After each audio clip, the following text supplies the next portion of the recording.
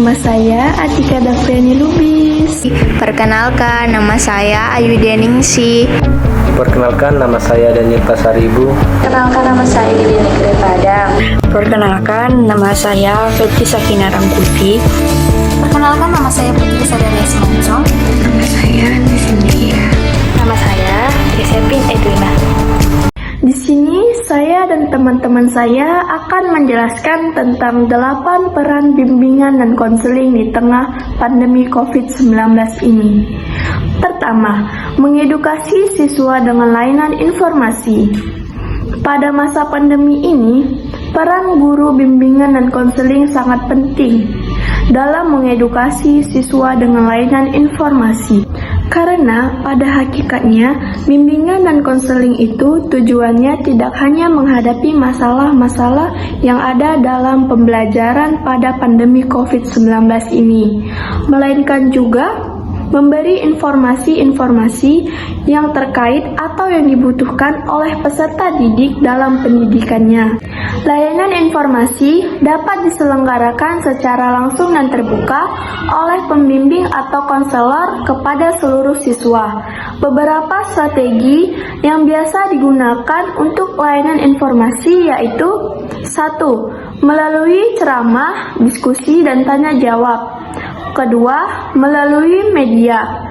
Ketiga, membuat acara khusus. Dan yang keempat, dari narasumber. Maka, dengan adanya layanan informasi ini, siswa akan mendapatkan informasi baru yang sebelumnya tidak ia ketahui sama sekali terkait apa yang dibutuhkan oleh mereka. Yang kedua itu ada membantu siswa untuk membuat regulasi diri.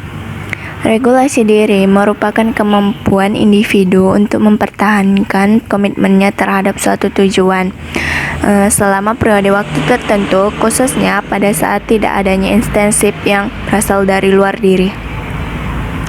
Manusia mempunyai kekuatan kreatif untuk mengontrol kehidupan dirinya, bertanggung jawab mengenai tujuan finalnya, menentukan cara memperjuangkan mencapai tujuannya, serta berkontribusi terhadap pengembangan minat sosialnya. Nah, sebagai guru BK, membimbing siswa untuk bisa mengobservasi perilaku efektif mencegah COVID-19. Kemudian, evaluasi apa yang sudah dikerjakan dengan harapan yang diinginkan. Kemudian, beri penilaian terhadap hasilnya. Hasil yang dikerjakan oleh siswa tersebut. Di sini saya mengajak siswa mengembangkan life skill di masa krisis. Di sini kita lebih analisis dalam keterampilan apa yang diperlukan dalam masa krisis. Kita tidak hanya berfokus dalam sosialisasi beraktivitas di dalam rumah saja. Kita harus mengajak siswa membangun keterampilan apa yang dibutuhkan saat momen darurat muncul, yang artinya itu kita sebagai konselor cukup peka memberikan langkah kuratif yang konkret dan menyiapkan siswa secara proaktif agar mampu mengatasi masa krisis lainnya seperti COVID-19 ini. Bagaimana kita mengajak siswa itu agar keluar dari masa-masa krisis ini. Sebagai contoh, cara langkah untuk mengatasi langkah krisis ini dalam masa pendidikan, kita harus melatih siswa berpikir positif dan regulasi diri dan keterampilan asertif. Hari ini kita akan membahas yang keempat, yaitu layanan konseling online. Nah, teman-teman, memberikan layanan konseling online adalah usaha dalam membantu klien atau konseli terhadap apa yang dilakukan dalam memanfaatkan teknologi informasi komputer dan internet. Nah, teman-teman, layanan ini merupakan layanan yang sangat mutlak untuk memberikan klien jalan keluar agar terlepas dari masalah-masalahnya. Secara umum, agar pelayanan itu secara tradisional seharusnya dilakukan dengan tatap muka. Namun dalam situasi yang saat ini tidak memungkinkan untuk tatap muka. Maka kita diharapkan harus mampu memberikan layanan konseling secara online. Memang proses ini bukanlah proses yang sederhana ya, namun kita harus mampu melakukannya. Ingat, pastikan konseli harus bisa dan mengetahui form online yang akan digunakan dalam proses konseling. Poin kelima, yaitu tentang membangun diskusi online.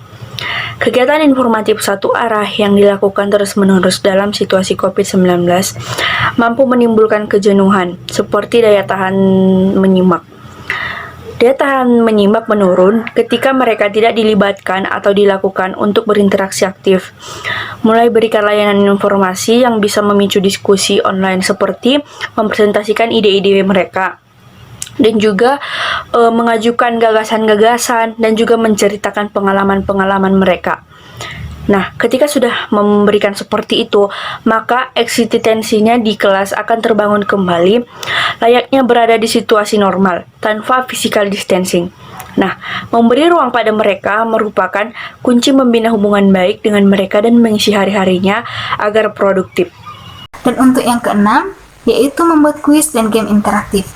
Nah, seperti yang kita ketahui, bahwa kita sekarang sedang berada di masa pandemi COVID-19, yang dimana proses belajar mengajar harus dilakukan secara online maupun daring.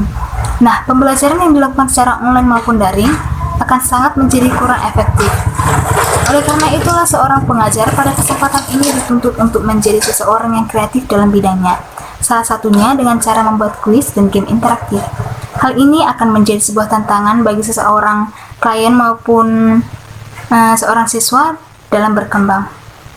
Jadi, kuis dan game interaktif ini dapat menjadi jalan alternatif dalam memberikan layanan bimbingan agar dalam pembelajaran mereka menjadi tidak terasa. Dan untuk kuis sendiri, kita dapat memberikannya berupa pertanyaan-pertanyaan, kemudian dengan membuat teka-teki, kemudian dengan membuat tebak kata maupun yang lainnya. Dan untuk bagian games tersendiri, kita dapat membuatnya atau membaginya dalam bentuk individual maupun kelompok. Dan kita dapat membuat games berupa membuat TikTok anti panik dari COVID. Kemudian kita dapat mengikuti lomba senam stay at home yang diselenggarakan oleh Kemenpora. Dan jangan lupa pastikan sesuai dengan kondisi masing-masing daerah ya. Jadi saya akan menjelaskan tentang memotivasi untuk memiliki mental yang positif. Sebelumnya, apa sih pengertian dari memotivasi tersebut? Memotivasi yaitu dorongan untuk hal-hal yang lebih positif, mulai dari dorongan dalam perkataan, perbuatan, dan dorongan dari orang lain untuk diri sendiri atau dari diri kita sendiri untuk diri kita sendiri. Caranya seperti apa ya? Yang pertama, lebih mencintai diri sendiri. Banyak orang yang tidak mencintai diri sendiri dan lebih mencintai diri orang lain dan menjaga perasaan orang lain. Jadi, sebelumnya kita harus mencintai diri sendiri supaya kita mendapatkan mental yang positif. Yang kedua, jika ada orang-orang yang memiliki atau memberikan dorongan atau motivasi untuk diri kita, jadikan dan prioritaskan lebih hal-hal yang unik. Misalnya kita ingin memotivasi diri kita sendiri, gunakanlah kata-kata yang unik, bukan kata-kata yang membuat pikiran kita dan menjadi beban dan lebih berat untuk kita sendiri. Yang ketiga, gunakanlah kata-kata yang unik, bukan kata-kata yang membuat pikiran kita dan menjadi beban dan lebih berat untuk kita sendiri. Yang ketiga, lebih mengartikan hidup untuk sekarang.